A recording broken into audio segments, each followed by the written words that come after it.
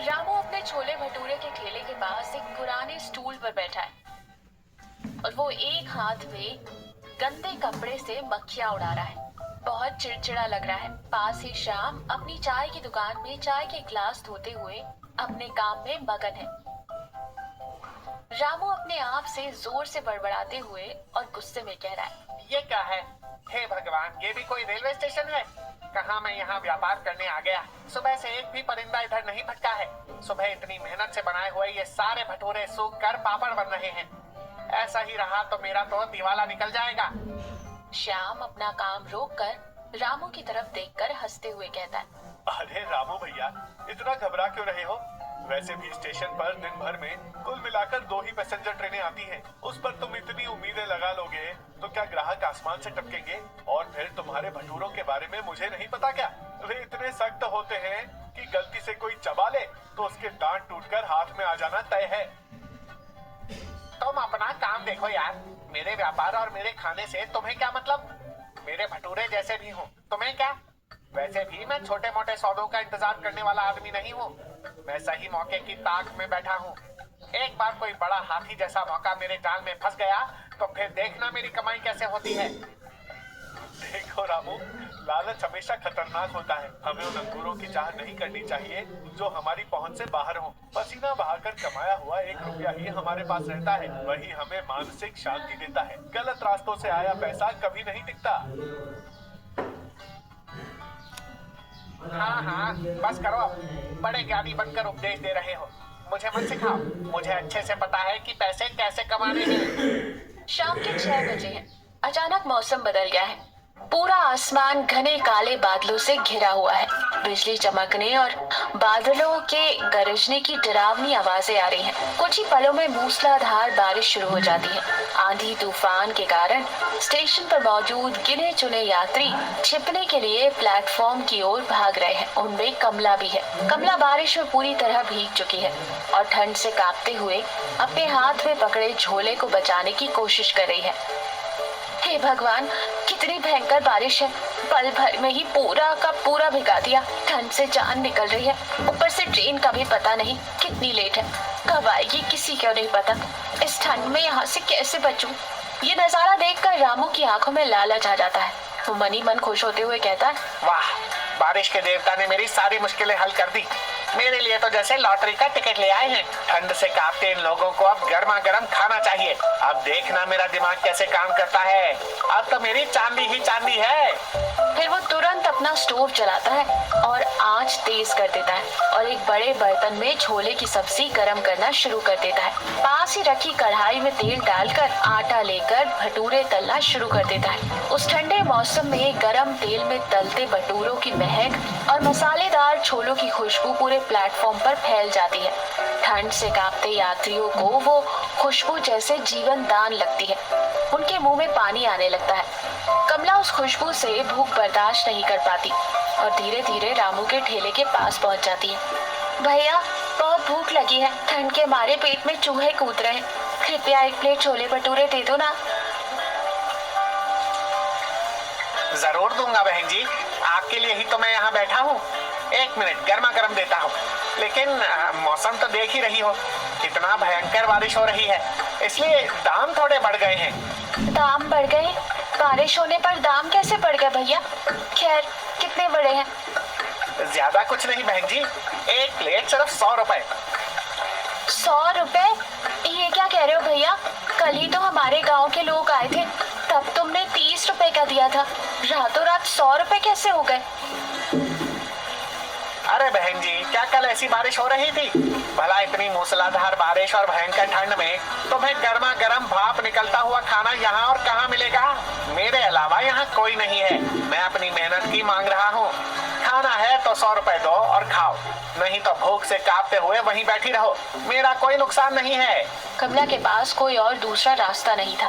भूख से तड़पते हुए उसने बहुत दुख के साथ अपनी साड़ी के पल्लू में बंधा 100 रुपए का नोट निकाला और रामू के हाथ में रख दिया।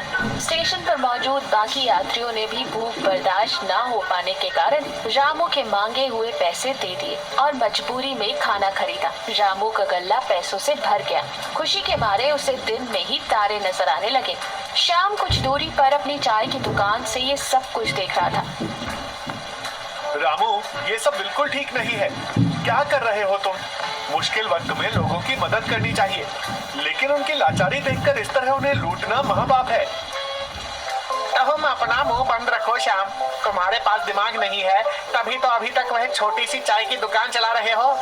व्यापार तो ऐसे ही किया जाता है, डिमांड होने पर कैश कर लेना चाहिए। आज मैं लखपति बनने वाला हूँ, अब मुझे कोई नहीं रोक सकता। रात का समय, आधी रात बीत चुकी है। बाहर अभी भी हल्की बारिश हो रही है। रामू ने अपने घर के दरवाजे अंदर से बंद रखे हैं। एक छोटे से दीपक की रोशनी मेज पर बैठा और उस दिन कमाए गए सारे पैसों को अपने सामने रखकर बार बार गिन रहा है।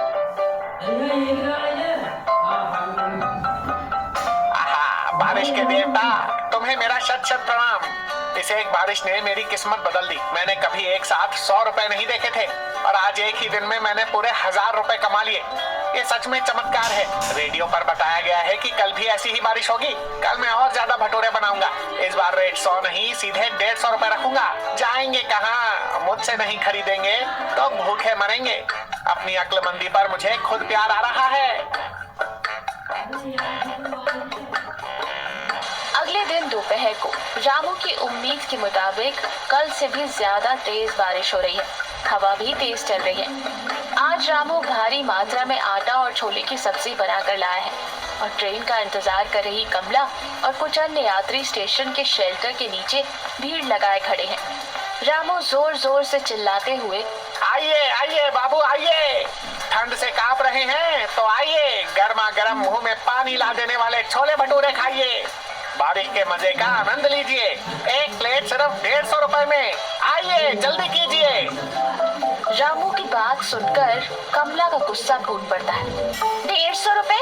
ये कैसी लूट मची है रामू? कल तुमने 100 रुपए के दिए थे और हमने मान लिया, आज सीधे 150? क्या तुम्हें कोई इंसानियत नहीं बची? कल बारिश होगी तो क्या 200-300 लोगे? क्या हम तुम्हें इंसान नहीं लगते? ज्यादा मत बोलो, ये मेरी दुकान है, मेरा सामान है। इसका मैं जो रेट तय करूं वही फाइनल है। पसंद है तो लो, नहीं तो चुपचाप जाकर उस कोने में बैठ जाओ। मैं किसी से जबरदस्ती नहीं कर रहा, जिन्हें जरूरत है वो ले लेंगे। सब लोग रामू को गालियां दे रहे होते। तभी स्टेशन मास्टर रमेश एक बड़ा सा छाता लिए गंभीरता से प्लेटफॉर्म पर आता है और भीड़ का हंगामा देखकर रुक जाता है। ये क्या हंगामा हो रहा है यहाँ? इतनी भीड़ क्यों है? कैसी चीख पुकार मची है? बाबूजी, आप ही देखिए, ये रामू हमारी मजबूरी का फायदा उठाकर हमें खुलेआम लूट रहा है। आम दिनों में 30 रुपए की बिकने वाली प्लेट कल बारिश के नाम पर 100 रुपए में बेची और आज तो सीधे 150 रुपए मांग रहा है। हम सब साधारण यात्री हैं बाबूजी, इतने पैसे कहाँ से लाएंगे? इसकी लूट की तो हद ही हो गई है अब। ये सब क्या है रामू? तुम्हारी इतनी हिम्मत कैसे हुई? रेलवे स्टेशन परिसर में व्यापार करते हुए यात्रियों को इस तरह खुलेआम लूटोगे? रामू स्टेशन मास्टर का गुस्सा देखकर अचानक कांपने लगता है। उसका सारा अहंकार हवा हो जाता है। वो नहीं सर, मैं बारिश हो रही थी ना, मतलब मेरा सामान भीग गया, खर्च बढ़ गया सर, इसलिए। बकवास बंद करो, मुझसे झूठ मत बोलो।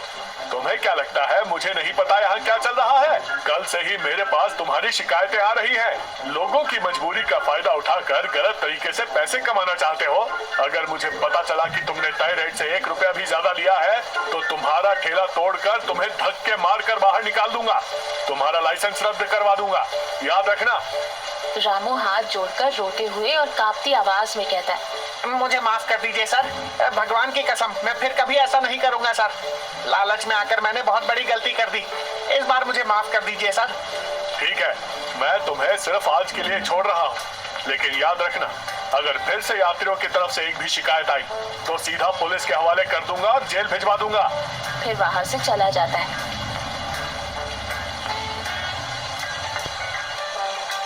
रामू डर और अपमान से सिर झुकाकर अपने स्टूल पर बैठ जाता है।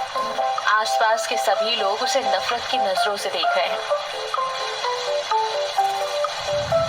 शामू रामू की हालत देखकर और तरस खाते हुए उसके पास पहुंचता है। देखा रामू, मैंने तुम्हें पहले ही कहा था, लालच हमेशा बर्बादी की ओर ही ले जाता है। पैसों की भूख इंसान को कितना नीचे गिरा देती है और अंत में इस तरह जलील करवाती है।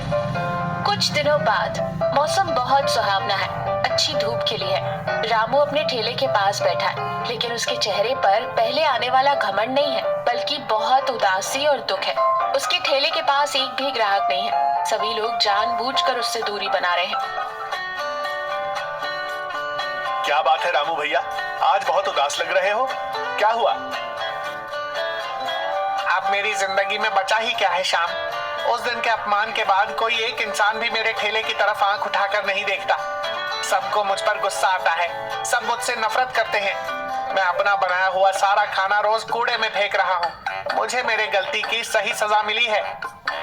देखो रामू, जिंदगी में ये सोचना कि सिर्फ पैसा ही सब कुछ है, बहुत बड़ी गलती है। इंसानों का भरोसा, उनका प्यार और सम्मान कमाना बहुत मुश्किल होता है, लेकिन उन्हें खोने में एक पल भी नहीं लगता। तुमने अपने छोटे से लालच के लिए यात्रियों का अपने ऊपर से विश्वास और सम्मान पूरी तरह से खत्म कर लिया। तुम बिल्कुल सही कह रहे हो श्याम। उस पल में मैं पैसों के पागलपन में अंधा हो गया था और इंसानियत भूल गया था। मैंने मुसीबत में फंसे लोगों के पेट पर लात मारी। मैंने जो किया वो बहुत बड़ी गलती थी, न माफ करने लायक गुनाह। अब मुझे अकल आ गई है। दुखी मत हो रामू, इंसान से गलतियां होना स्वाभाविक है, लेकिन उसे समझकर सुधार लेना ही सबसे बड़ी बात है। तुमने अपनी गलती मान ली है ना, अब भी कुछ नहीं बिगड़ा है। आज से अच्छा और स्वादिष्ट खाना सबके लिए उचित और सही दाम पर बेचो, प्यार से परोसो। धीरे धीरे सब लोग फिर से तुम्हारे पास आने लगेंगे। इंसान माफ करने में बहुत महान होते हैं। कुछ और दिन बीत जाते हैं। वाह, क्या स्वाद है रामू भैया, आज के भटूरे बहुत ही लाजवाब और स्वादिष्ट हैं। तुम्हारे हाथ का खाना हमेशा से ही बेहतरीन होता है। आप सबका आशीर्वाद है बहन जी, बहुत बहुत धन्यवाद। अब से आपको इस रामू के ठेले पर हमेशा सबसे अच्छा और स्वादिष्ट खाना सही दाम पर ही मिलेगा। आप सबकी सेवा करना मेरा सौभाग्य है, यह मेरा वादा है। दूर से दृश्य को देख रहा श्याम अपने दोस्त में आए उस अच्छे बदलाव को देखकर बहुत खुश होता है।